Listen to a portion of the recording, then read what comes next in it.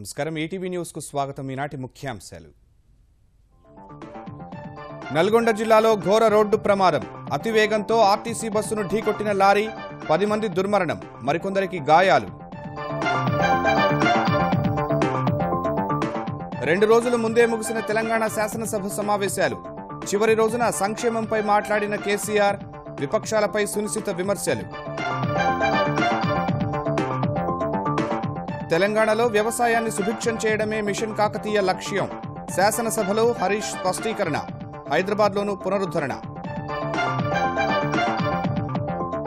అమరావతి శంకుస్థాపన ఏర్పాట్లకు జోరందుకున్న పనులు భూములిచ్చిన రైతులకు ముఖ్యమంత్రి లేఖలతో ఆహ్వానాలు ఇవ్వనున్న సర్కార్ ఆంధ్రప్రదేశ్కు ప్రత్యేక హోదా కోసం జగన్ దీక్ష కేంద్రంపై ఒత్తిడి తేవడం లేదని చంద్రబాబుపై విమర్శ తిప్పికొట్టిన తెలుగుదేశం నేతలు రైతులకు సాగునీరిచ్చే నీరాంచల్ ప్రాజెక్టుకు కేంద్రం ఆమోదముద్ర 2140 కోట్లతో పనులు ఆంధ్రప్రదేశ్ తెలంగాణలోనూ అమలు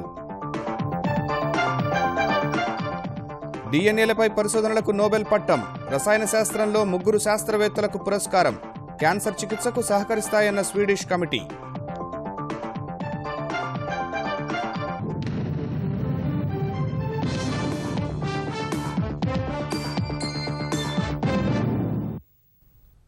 నల్గొండ జిల్లాలో జరిగిన ఘోర రోడ్డు ప్రమాదంలో 10 మంది మృత్యువాత పడ్డారు రామన్నపేట మండలం తుమ్మలగూడెం వద్ద ఆర్టీసీ బస్సును లారీ ఢీకొన్న ఘటనలో మరికొందరు తీవ్రంగా గాయపడ్డారు క్షతగాత్రుల్ని నార్కట్పల్లి కామినేని ఆసుపత్రికి తరలించి చికిత్స అందిస్తున్నారు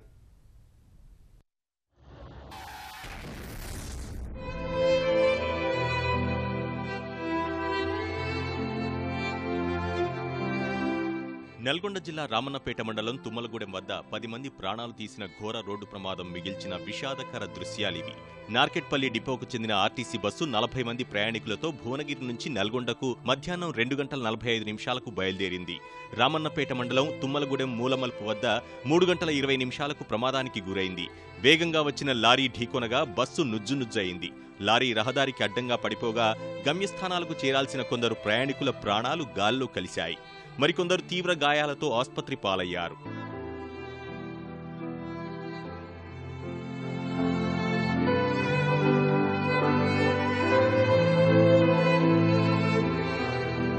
బస్సు ప్రమాదానికి గురైన వెంటనే స్థానికులు పోలీసులు అధికార యంత్రాంగానికి సమాచారం అందించారు సీట్ల కింద చిక్కుకుపోయిన ప్రయాణికులను బయటకు తీశారు హుటాహుటిన ఘటనా స్థలానికి చేరుకున్న పోలీసులు తక్షణమే సహాయక చర్యలు చేపట్టారు క్షతగాత్రులకు మొదట రామన్నపేట ఆసుపత్రిలో ప్రాథమిక చికిత్స చేయించారు తీవ్ర గాయాలైన వారిని హుటాహుటిన నార్కెట్పల్లి సమీపంలోని కామినేని ఆసుపత్రికి పంపారు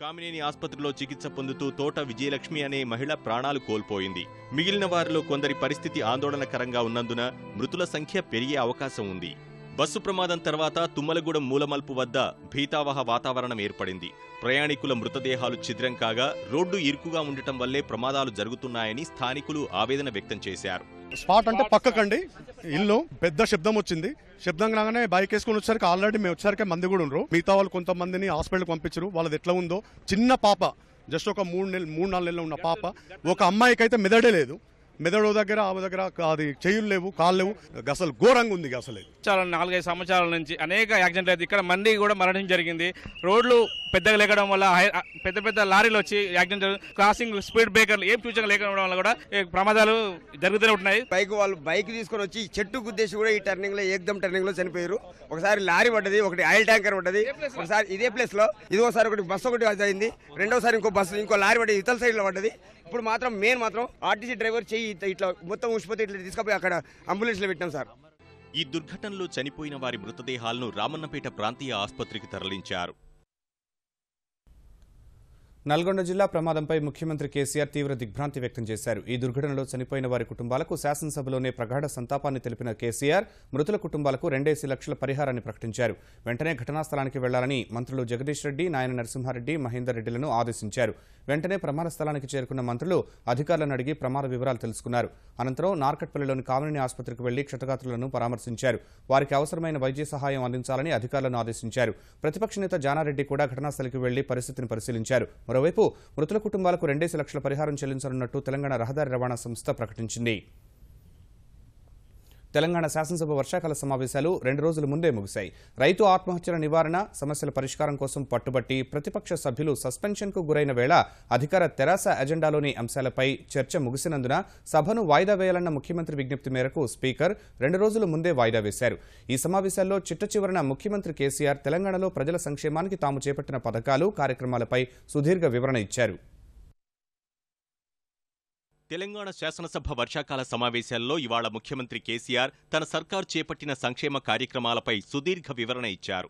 తెలంగాణ ప్రజల సంక్షేమానికి కట్టుబడి ఉన్నామన్న ఆయన గతంలో ఏ ప్రభుత్వం, ఏ రాష్ట్రంలో కూడా ఆలోచన కూడా చేయని పథకాలను తీసుకువచ్చామని చెప్పారు.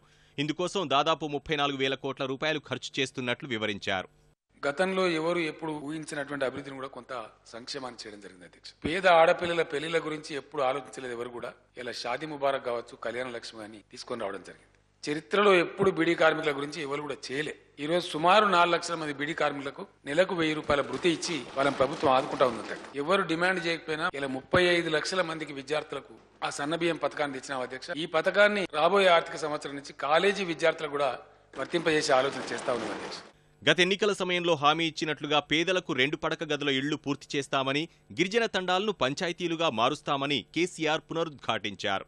చాలా బాధ్యతగా ఆలోచించి ఎన్నికల ప్రణాళికలను చెప్పినాం. ఖర్చైన భారమైన డబుల్ బెడ్రూమ్ ఇల్లు కల్పించాలని చెప్పి నిర్ణయించినాం. ఖచ్చితంగా ఈ సంవత్సరం 4,057 కోట్ల రూపాయలతోని 60,000 గృహాల నిర్మాణానికి శ్రీకారం చుట్టాం అధ్యక్ష. అవన్నీ కూడా జరగబోతా ఉన్నాయి అధ్యక్ష. ఆదివాసీలు, గిరిజనులు, లంబాడీలు మా తండాల మీద మా పెత్తనం ఉండాలి, మా గ్రామ పంచాయతీలు కావాలని అడిగినారు. అది డెఫినెట్ గా వచ్చే పంచాయతీరాజ్ ఎన్నికలు తండాలు గ్రామ పంచాయతీలు అయితే అని చెప్పి నేను తెలియజేస్తా ఉన్నా అధ్యక్ష. ఇదే సమయంలో తెరాస ప్రభుత్వంపై విమర్శలు చేస్తున్న ప్రతిపక్షాలపై ఎదురుదాడికి దిగిన కేసీఆర్ 58 ఏళ్లు పాలించిన పార్టీలు ఏం చేశాయని ప్రశ్నించారు. అన్డౌటెడ్లీ తెలంగాణ సంక్షేమ రంగంలో ఇండియాలో నెంబర్ 1 స్టేట్ అధ్యక్ష. నేను గర్వంగా చెప్తాను. గత 58 సంవత్సరాలు ఈ రాష్ట్రాన్ని పరిపాలించింది ఎవరు అధ్యక్ష? ఒకటి కాంగ్రెస్ పార్టీ, రెండవది తెలుగుదేశం పార్టీ. వాళ్ళంతా పాలు పొంగేటట్టు చేసి ప్రాజెక్టులు కట్టి నీళ్లు తెచ్చి ప్రజలందరూ సంతోషంగా ఉండేటట్టు ప్రయత్నం చేస్తే మేము వచ్చి 15 నెలలని మొత్తం చెడగొట్టాం అధ్యక్ష. తప్పు మాత్రం నా కంఠంలో ప్రారంభంగా జరగని అధ్యక్ష. ఎందుకోసం అంటే 4 రోజులు ఆలస్యమైన మంచిదే. ఇప్పుడు పడే పునాది తప్పు పడితే 100% ఈ రాష్ట్రం దెబ్బతింటది అధ్యక్ష. ఇంత కష్టపడి తెచ్చుకున్న ఈ రాష్ట్రాన్ని అభివృద్ధి చేసుకుంటాం తప్ప, అదే ప్రయోజనాలు నెరవేరుస్తాం తప్ప చెడగొట్టుకోము. ఆ పని జరగదని చెప్పి మనం చేస్తా ఉన్నా అధ్యక్ష. అనంతరం ప్రభుత్వం, అధికార తెరాస అజెండాలోని అంశాలపై చర్చ ముగిసినందున సభను నిరవధిక వాయిదా వేయాలని కేసీఆర్ కోరగా స్పీకర్ ఆ మేరకు వాయిదా వేశారు. 7 రోజులు సాగిన సమావేశాల్లో 30 గంటల 6 నిమిషాలు చర్చ జరిగింది. అంతకుముందు తెలంగాణలో వ్యవసాయాన్ని సుభిక్షం చేయాలనే లక్ష్యంతోనే మిషన్ కాకతీయ చేపట్టినట్టు తెలంగాణ నీటిపారుదల శాఖ మంత్రి హరీష్ రావు చెప్పారు. తెలంగాణలోని 46,531 చెరువులను 5 విడతల్లో పునరుద్ధరిస్తామన్న ఆయన గత పాలకులు చెరువులను నిర్లక్ష్యం చేయడం కూడా ప్రస్తుతం జరుగుతున్న రైతు ఆత్మహత్యలకు కారణమని అన్నారు. పల్లెల్లో చెరువులతో పాటే హైదరాబాద్లోని చెరువులను కూడా పునరుద్ధరిస్తామన్నారు. ప్రతిపక్షాల గైర్హాజరీలో మిషన్ కాకతీయ పథకంపై శాసనసభలో జరిగిన చర్చలో తెరాస ప్రభుత్వం ఇప్పటివరకు సాధించిన ఫలితాలు, భవిష్యత్ లక్ష్యాలను వివరించింది. తెలంగాణలో చెరువులను సంపూర్ణంగా అభివృద్ధి చేసేందుకే మిషన్ కాకతీయ పథకాన్ని ప్రారంభించామని చెప్పిన సాగునీటి పారుదల శాఖ మంత్రి హరీష్ రావు 5 ఏళ్లలో అన్ని చెరువులను బాగు చేస్తామన్నారు. అన్ని చెరువుల్లో కలిపి 260 టీఎంసీల నీరు ఉండే విధంగా చూస్తామని చెప్పారు. మిషన్ కాకతీయ పేరు పెట్టినామంటే ఆనాటి కాకతీయుల స్ఫూర్తిని కొనసాగించాలని, ఆనాడు కాకతీయులు తవ్వించిన చెరువులను తిరిగి పూర్వ వైభవాన్ని తీసుకొచ్చి తెలంగాణలో పచ్చటి పొలాలు రావాలని ఈ యొక్క కార్యక్రమానికి మిషన్ కాకతీయగా మన ప్రభుత్వం నామకరణం చేసుకుంది అధ్యక్ష. స్థానిక ప్రజాప్రతినిధులు, గౌరవ శాసనసభ్యులు అందరి సూచనలతోని ప్రతి ఏటా 20% చొప్పున వచ్చే 5 సంవత్సరాల్లో తెలంగాణలో ఉండేటువంటి అన్ని చెరువులను కూడా బాగు చేయాలనేటువంటిది ఈ రోజు ప్రభుత్వం నిర్ణయించుకొని ముందుకు పోతా ఉంది అధ్యక్ష. ఇదే సమయంలో ప్రస్తుతం చెరువుల దుస్థితి కూడా రైతు ఆత్మహత్యలకు కారణమని మంత్రి చెప్పారు. కొంతమంది మాట్లాడుతున్నారు రైతుల ఆత్మహత్యల గురించి. నిజంగా ఈ చెరువులు బాగుండుంటే ఇవాళ ఈ బోరు బావులు ఎండిపోయేటియా, బావుల్లో నీళ్లు లేకుండా పోయేటియా, ఇవాళ రైతులకు ఈ ఆత్మహత్యలు చేసుకునే పరిస్థితి వచ్చేదా? దీనికి కారణం ఎవరు అంటే ఈ 50 ఏళ్ల పాటు, 60 ఏళ్ల పాటు ఈ ఉమ్మడి రాష్ట్రంలో మనం పరిపాలించినటువంటి ఈ తెలుగుదేశం, కాంగ్రెస్ పార్టీలు కాదా అని చెప్పి నేను అడుగుతా ఉన్నాను అధ్యక్ష. హైదరాబాద్లోని చెరువులను కూడా పునరుద్ధరించి వాటికి పూర్వ వైభవాన్ని తెస్తామని హరీష్ రావు వివరించారు. ఇప్పటికే హైదరాబాద్ లో 34 చెరువులకు 65 కోట్ల రూపాయలు ఇప్పటికే మంజూరు చేయడం జరిగింది. అదేవిధంగా మరొక 29 చెరువులకు 30 కోట్ల రూపాయలతోని ప్రభుత్వానికి ప్రతిపాదనలు వచ్చినాయి. వీటిని కూడా తొందరలోనే మంజూరు చేయడం జరుగుతుంది. అదేవిధంగా అక్బరుద్దీన్ గారు పల్లం చెరువు గురించి, బాలాపూర్ చెరువు గురించి, మీరాలం ట్యాంక్ గురించి, మరికొన్ని చెరువుల గురించి కూడా వారు తెలియజేసినారు. వచ్చేటువంటి సెకండ్ ఫేజ్ లో ఇంక్లూడ్ చేసి ఆ చెరువులకు కూడా నిధులు మంజూరు చేయడంతో పాటు అక్కడ సివరేజ్ ట్రీట్మెంట్ ప్లాంట్ కూడా పెట్టి ఆ చెరువుల్లో మురికి నీరు లేకుండా అవసరమైతే మురికి నీరుని డైవర్ట్ చేయడానికి డైవర్షన్ కెనాల్ కానీ ఎస్టీపీగా అయినా పెట్టి అక్కడ స్వచ్ఛమైనటువంటి నీరు ఉండే విధంగా కూడా ప్రభుత్వం అన్ని చర్యలు తీసుకుంటుందని చెప్పి నేను తెలియజేస్తా ఉన్నాను అధ్యక్ష. చెరువుల పునరుద్ధరణ పనులు ఈ ప్రొక్యూర్మెంట్ విధానంలో చేపడుతున్నందున తొలి విడతలోనే దాదాపు 572 కోట్ల రూపాయలు ఆదా చేశామని హరీష్ రావు వివరించారు. ఏకమొత్తంలో రైతు రుణమాఫీకి పట్టుబట్టి శాసనసభ నుంచి సస్పెన్షన్కు గురైన తెలంగాణ విపక్షాలు క్షేత్రస్థాయి ఆందోళన కొనసాగిస్తున్నాయి. తొలి రోజు మహబూబ్నగర్ జిల్లాలో రైతు భరోసా యాత్ర చేపట్టిన కాంగ్రెస్ నాయకులు రెండో రోజు రంగారెడ్డి జిల్లా చేవెళ్ల మండలం అల్లవాడలో ఇటీవల ఆత్మహత్య చేసుకున్న యాదయ్య కుటుంబాన్ని పరామర్శించి ₹1,00,000 ఆర్థిక సాయం అందజేశారు. రుణమాఫీ అంటూ ప్రభుత్వం ప్రచారానికి పోయి రైతుల్ని పీకల్లోతు కష్టాల్లో ముంచిందని కాంగ్రెస్ నేతలు ధ్వజమెత్తారు. బడ్జెట్ లో రైతు వాటా లేదని చెప్పంటు నేను రైతు పెట్టుబడులు సమకూర్చడానికి నువ్వు ఒక్క 10,000 కోట్లు కేటాయింపు చేయలేవా? ఇవాళ నువ్వేదైతుందో నీ దుబారా కొరకు నువ్వు ఆడింది ఆట పాడింది పాట నువ్వు ఏదైనా మంచిదే నేను అనుకునే చేస్తా అని చెప్పని నువ్వు 1,000 కోట్లు దుర్వినియోగం చేయొచ్చు కానీ రైతు కష్టాలు తీర్చడానికి ఒక 10,000 కోట్లు కేటాయించలేవా అని అంటూ నేను దశలో రైతులకు రుణాలు మాఫీ చేయాలి అని ముఖ్యమంత్రి గారి నోటి నుంచి వస్తుంది.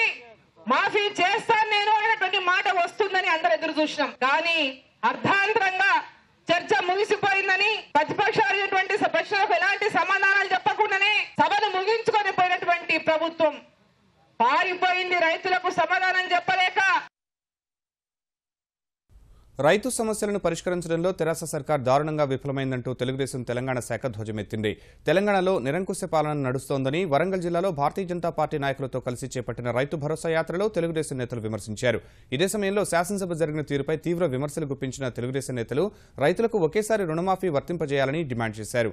ఈ నెల 10లోపు రైతు సమస్యలు పరిష్కరించకుంటే తెలంగాణ బంద్ చేపడతామని తెలుగుదేశం భారతీయ జనతా పార్టీ నేతలు ప్రకటించారు. అప్పిస్తే నేను మాఫీ చేస్తానంటాను. మేము అంటున్నావు దమ్ము లేకపోతే ముఖ్యమంత్రిగా నువ్వు రాజీనామా చెయ్యి, మోడీ గారిని పిలిపించి ఆ డబ్బులు మేము అరేంజ్మెంట్ చేస్తామని ఈ సందర్భంగా నువ్వు రాజీనామా చేయి. రాజీనామా చేస్తే మొత్తం మాఫీ చేయించే బాధ్యత తీసుకుంటాం. శాసనసభ సమావేశాలలోనైనా మేమందరం కూడా ఈ ప్రజలలో ఉన్నటువంటి ఆవేదన, కష్టాలు, ఇబ్బందులను ముఖ్యమంత్రి గారి దృష్టికి, ప్రభుత్వం దృష్టికి తీసుకొద్దామని చెప్పి ఎంతో ఆశపడ్డాం. మేమందరం కూడా గ్రామాలు తిరిగి రైతుల కష్టాలు, ప్రజల కష్టాలు తెలుసుకుని శాసనసభకి వెళ్తే రెండో రోజే మమ్మల్ని అందరినీ కూడా పోలీసులను పెట్టి శాసనసభ సమావేశాల బయట గెంటేశారు. నవ్యాంధ్ర రాజధాని అమరావతి శంకుస్థాపనకు ఏర్పాట్లు మరింత ఊపందుకున్నాయి. ప్రపంచంలో కనీ విని ఎరుగని రీతిలో నిర్మిస్తామని ఆంధ్రప్రదేశ్ సర్కార్ చెబుతున్న ఈ రాజధాని శంకుస్థాపన కార్యక్రమానికి ప్రధాని నరేంద్ర మోదీ సహా పలువురు విదేశీ, స్వదేశీ ప్రముఖులు హాజరు కానున్నందున భద్రతాపరంగా కట్టుదిట్టమైన ఏర్పాట్లు చేస్తున్నారు. ప్రధానంగా ఉద్దండరాయనిపాలెం దగ్గరలో 250 ఎకరాల్లో ప్రధాని పాల్గొనే కార్యక్రమానికి ఏర్పాట్లు కొనసాగుతున్నాయి. దాదాపు కిలోమీటర్ పొడవు, 600 మీటర్ల వెడల్పుతో భూమిని చదును చేస్తున్నారు. శంకుస్థాపన పనులను మంత్రి నారాయణ, ప్రభుత్వ మీడియా సలహాదారు పరకాల ప్రభాకర్ పర్యవేక్షిస్తున్నారు. 2,000 మంది అతిరథ మహారథులు హాజరయ్యే ఈ కార్యక్రమం కోసం విజయవాడలోని అన్ని హోటళ్లను ముందుగానే రిజర్వ్ చేసినట్లు మంత్రి నారాయణ వివరించగా, రాజధాని శంకుస్థాపన కార్యక్రమాన్ని ఓ పండుగలా నిర్వహించేందుకు ఏర్పాట్లు చేస్తున్నట్టు ఆంధ్రప్రదేశ్ ప్రభుత్వ మీడియా సలహాదారు పరకాల ప్రభాకర్ స్పష్టం చేశారు.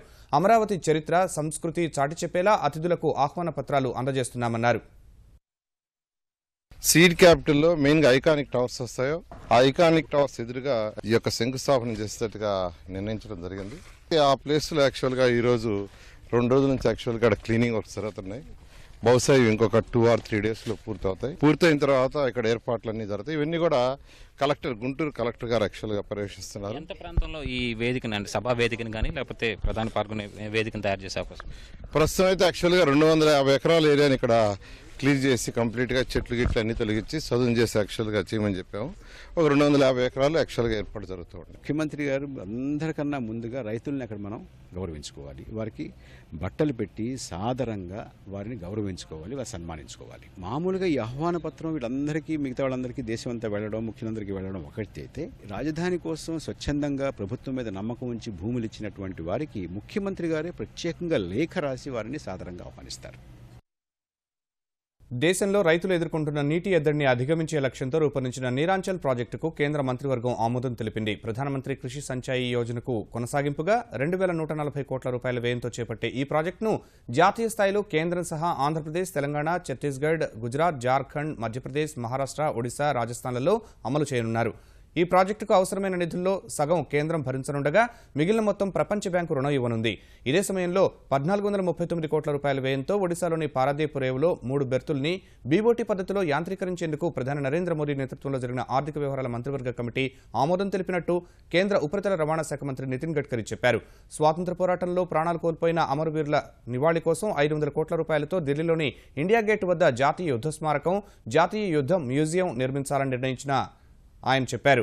12 లక్షల మంది రైల్వే ఉద్యోగులకు 78 రోజుల దసరా బోనస్ ఇచ్చేందుకు ఆమోదం తెలిపినట్టు గడ్కరీ చెప్పారు. దేశంలో మరో 3 అఖిల భారత వైద్య విజ్ఞాన సంస్థలు ఏర్పాటు చేసేందుకు కేంద్రం ఆమోదం తెలిపింది. ఈ మేరకు ప్రధాని నరేంద్ర మోదీ నేతృత్వంలో సమావేశమైన మంత్రివర్గం ఆంధ్రప్రదేశ్, పశ్చిమ బంగాల్, మహారాష్ట్రలో ఎయిమ్స్ ఆసుపత్రులు స్థాపించేందుకు ఆమోదం తెలిపింది. ఈ నిర్ణయంపై హర్షం వ్యక్తం చేసిన ఆంధ్రప్రదేశ్ వైద్య ఆరోగ్య శాఖ మంత్రి కామినేని శ్రీనివాస్, ఒక ఏడాదిలో ఏ కేంద్ర ప్రభుత్వమూ ఏ రాష్ట్రానికి కేటాయించరని సంస్థలను ఎన్డీఏ ప్రభుత్వం ఆంధ్రప్రదేశ్కు కేటాయించిందని తెలిపారు. మంగళగిరిలో అన్ని హంగులతో ఎయిమ్స్ ఏర్పాటు చేస్తామని చెప్పారు. ఎయిమ్స్ శంకుస్థాపన, తదుపరి కార్యాచరణపై ముఖ్యమంత్రితో మాట్లాడి నిర్ణయం తీసుకుంటామన్నారు. ఎయిమ్స్ ఎప్పటి నుంచో ఆంధ్ర రాష్ట్ర ప్రజలందరూ అది రావాలి అనే కోరికతో చాలా సార్లు నేను కూడా ఢిల్లీ వెళ్ళినప్పుడు కేంద్ర మంత్రి వెంకయ్యనాయుడు గారు అలాగే నడ్డా గారిని హెల్త్ ఆరోగ్య శాఖ మంత్రిని కలిసి రిక్వెస్ట్ చేస్తాం జరిగింది. చాలా సంతోషం వాళ్ళు వచ్చినందుకు. వీలైనంత త్వరలో దీనంతా ఎగ్జిక్యూట్ చేస్తానికి ఇక తప్పకుండా వీలైనంత త్వరలో అది ప్రజలకు అందుబాటులో వచ్చేదానికి మా వంతు ప్రయత్నం చేస్తాం. ఆంధ్రప్రదేశ్కు ప్రత్యేక హోదా రావాలంటే ముఖ్యమంత్రి చంద్రబాబు కేంద్రంపై ఒత్తిడి పెంచాలని వైకాపా అధ్యక్షుడు జగన్ అన్నారు. ఇందుకోసం కేంద్రంలోని తన పార్టీ మంత్రులతో రాజీనామా చేయించాలని డిమాండ్ చేశారు. ఆంధ్రప్రదేశ్కు ప్రత్యేక హోదా ఇవ్వాలనే డిమాండ్తో గుంటూరు నగర శివార్లలోని నల్లపాడు వద్ద నిరవధిక నిరాహార దీక్ష ప్రారంభించిన జగన్, రాష్ట్ర విభజన సమయంలో యూపీఏ ప్రభుత్వం ఇచ్చిన హామీ మేరకు కేంద్రంలోని ఎన్డీఏ సర్కార్ ఆంధ్రప్రదేశ్కు ప్రత్యేక హోదా ఇచ్చి తీరాల్సిందేనన్నారు. హోదాపై ఇతర రాష్ట్రాలు అభ్యంతరం చెబుతున్న వాదన సరికాదని జగన్ స్పష్టం చేశారు. ఆంధ్రప్రదేశ్కు ప్రత్యేక హోదా కోసం జగన్ దీక్షకు కూర్చోవడంపై తెలుగుదేశం తీవ్రంగా స్పందించింది. వారానికోసారి కోర్టు బోను ఎక్కాల్సిన వ్యక్తి ఏ విధంగా దీక్ష చేస్తారని తెలుగుదేశం నేత సోమిరెడ్డి చంద్రమోహన్ రెడ్డి ప్రశ్నించారు. జగన్ అక్రమాస్తులు అమ్మితే ప్రతి జిల్లాకు 2000 కోట్ల రూపాయల ప్యాకేజీ ఇవ్వొచ్చని సోమిరెడ్డి చెప్పారు. ఈ రాష్ట్రాన్ని 1వ రాష్ట్రంలో నిలబెట్టాలని సంకల్పం చంద్రబాబు నాయుడుకి ఉంది కాబట్టి ఆ దిశగా మేము ప్రయాణం చేస్తున్నామని కూడా మీకు తెలియజేస్తా ఉన్నాను. ఈ విధంగా అన్ని చేసుకుంటా పోతా ఉంటే చాలా మంది కళ్ళు కుడుతా ఉన్నారు. ఎక్కడో పనికిరాని చోట పోయి దారుణాలు చేస్తా ఉన్నారు. ఎందుకు దారుణాలు చేస్తున్నారో అర్థం కావడం లేదు. నీకు దారుణాల ప్రోగ్రాం చెప్తే ఇంకో ప్రోగ్రాం లేదని చెప్పి నేను అడుగుతా ఉన్నా. నువ్వు స్పెషల్ స్టేటస్ గురించి మాట్లాడుతున్నావే, ఇన్ని రోజులు నోరు మూసుకుని ఉంటావా అని చెప్పి నేను అడుగుతా ఉన్నాను. తాను బాగుండాలి, తాను ముఖ్యమంత్రి కావాలి, తన మీద పెట్టిన కేసులు కొట్టేయించుకోవాలి, ఆ లక్ష్యం ఒకటే గద్దె కావాలి.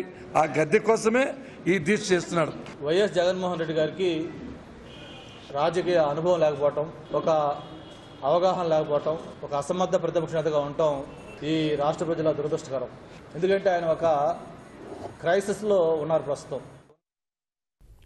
ఆంధ్రప్రదేశ్లో రహదారి రవాణా సంస్థ బస్సు ఛార్జీల పెంపుపై త్వరలో ముఖ్యమంత్రి చంద్రబాబు నిర్ణయం తీసుకుంటారని ఆంధ్రప్రదేశ్ రవాణా మంత్రి సిద్ధా రాఘవరావు తెలిపారు. విజయవాడలోని ఆర్టీసీ హౌస్లో సిద్ధా నేతృత్వంలో సమావేశమైన మంత్రివర్గ ఉపసంఘం సంస్థను నష్టాల నుంచి గట్టెక్కించేందుకు తీసుకోవాల్సిన చర్యలపై చర్చించింది. ఇందుకు ఆంధ్రప్రదేశ్లోని ప్రధాన ప్రాంతాల్లో ఉన్న సంస్థ ఆస్తుల్ని లీజుకు ఇవ్వడం సహా పలు చర్యలు అవసరమని ఉపసంఘం అభిప్రాయపడినట్టు భేటీ తర్వాత మంత్రి చెప్పారు. ఆర్టీసీ లాభాల బాటలో తీసుకురావాలి, ఏ విధంగా ముందుకి వెళ్ళాలి అనే ఒక ఆలోచనలో ఆలోచించాం. ఇటు ప్రయాణికులకు ఇబ్బంది లేకుండా మనం ముఖ్యమంత్రి గారికి అయితే ఆర్డినరీ బస్సెస్లో కానీ ప్యాసింజర్స్కి ఇబ్బంది లేకుండా మనం బర్డన్ పడకుండా ముందుకెళ్ళాలని ఒక ఆలోచనలో వారు ఆలోచిస్తున్నారు. హైదరాబాద్లో ఓ ఉన్మాది వీరంగం సృష్టించాడు. 4 వ్యక్తులపై కత్తులతో దాడి చేసి పరారయ్యాడు. బంజారాహిల్స్ రోడ్ నెంబర్ 12లోని ఎంబీటీ నగర్లో జహీర్ అనే ఉన్మాది బాలరాజ్, మహేష్, జానిమియా, జగన్లపై దాడి చేయగా వారిలో ఒకరు మృతి చెందారు. ఇది తెలుసుకుని ఘటనా స్థలానికి చేరుకున్న పోలీసులు గాయపడిన వారిని ఉస్మానియా ఆసుపత్రికి తరలించారు. తెలంగాణలో గుడుంబా స్థావరాలపై అబ్కారీ శాఖ దాడులు మొదలుపెట్టింది. ఈటీవీ ఈనాడు కథనాలతో అప్రమత్తమైన ఆ శాఖ గుడుంబాకు ప్రధాన స్థావరమైన హైదరాబాద్ ధూల్పేట్ నుంచి దాడులు నిర్వహించింది. పోలీసులు సహా 5 జిల్లాల నుంచి వచ్చిన ఎక్సైజ్ సిబ్బంది బృందాలుగా విడిపోయి తెల్లవారుజామున 3 గంటల నుంచి నిర్బంధ తనిఖీలు చేపట్టారు. 3400 లీటర్ల బెల్లం ఊట ధ్వంసం చేశారు. 3000 గుడుంబా ప్యాకెట్లు స్వాధీనం చేసుకున్నారు. 22 మందిని అరెస్ట్ చేశారు. ఖమ్మం జిల్లాలో నిన్నటి నుంచి దాడులు చేసిన అధికారులు జిల్లా వ్యాప్తంగా 48 కేసులు నమోదు చేసి 60 మందిని అరెస్టు చేశారు. రంగారెడ్డి జిల్లా బాలాపూర్ క్రాస్ రోడ్ వద్ద కృష్ణా నీటి పైప్లైన్ పగిలి తాగునీరంతా వృధాగా పోయింది. ఫౌంటైన్ను తలపించేలా ఎగిసిపడిన నీటి ప్రవాహం వరదలా పారి రహదారిని ముంచెత్తింది. నీటి ప్రవాహానికి వాహనాలు కొట్టుకుపోగా చుట్టుపక్కల ఉన్న దుకాణాలు జలమయమయ్యాయి. కొన్ని గంటలు ప్రవాహ ధార కొనసాగడంతో స్థానికులు వాహనదారులు ఇబ్బంది పడ్డారు. జీవకణం పనితీరును తెలుసుకునేందుకు అవసరమైన పరిజ్ఞానం, దెబ్బతిన్న డీఎన్ఏను కణాలు మరమ్మతు చేసే విధానాన్ని కనుగొన్న 3 శాస్త్రవేత్తలకు ఈ ఏడాది రసాయన శాస్త్రంలో నోబెల్ పురస్కారం దక్కింది. స్వీడన్కు చెందిన థోమస్ లిందాల్, అమెరికాకు చెందిన పౌల్ మోద్రిక్, టర్కీ సంతతికి చెందిన అమెరికా శాస్త్రవేత్త అజీజ్ శాన్కర్లు ఈ ఏడాది రసాయన శాస్త్రంలో అత్యున్నత పురస్కారానికి ఎంపికైనట్టు నోబెల్ కమిటీ ప్రకటించింది. 3 శాస్త్రవేత్తలు చేసిన పరిశోధనలు క్యాన్సర్ చికిత్సకు అవసరమైన నూతన విధానాలను అభివృద్ధి చేసేందుకు ఉపయోగపడతాయని నోబెల్ కమిటీ తెలిపింది. ఇదే సమయంలో అనేక వ్యాధులకు మూలాలు, వాటిని నిరోధించేందుకు అవసరమైన చికిత్సా విధానాలు రూపొందించేందుకు కూడా థోమస్, మోద్రిక్, శాన్కర్ల పరిశోధనలు ఉపయోగపడతాయని వెల్లడించింది. డిసెంబర్ 10న ఆల్ఫ్రెడ్ నోబెల్ వర్ధంతి రోజున పురస్కారాలను అందజేస్తారు.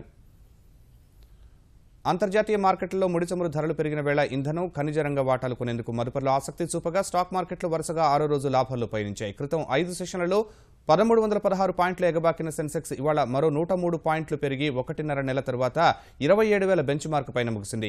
ఈ ఉదయం 26,967 పాయింట్ల వద్ద ప్రారంభమైన సూచి మొదట్లో చాలాసేపు హెచ్చుతగ్గుల మధ్య సాగింది. ఒక దశలో 26,877 పాయింట్ల కనిష్ట స్థాయికి పడిపోయిన సూచి చివరి గంటలో లభించిన కొనుగోళ్ల మద్దతుతో 27,000 బెంచ్ మార్కును దాటింది.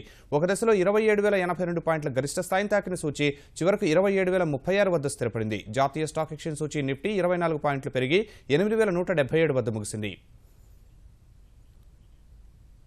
ఏటీవీ న్యూస్ సమాప్తం. నమస్కారం.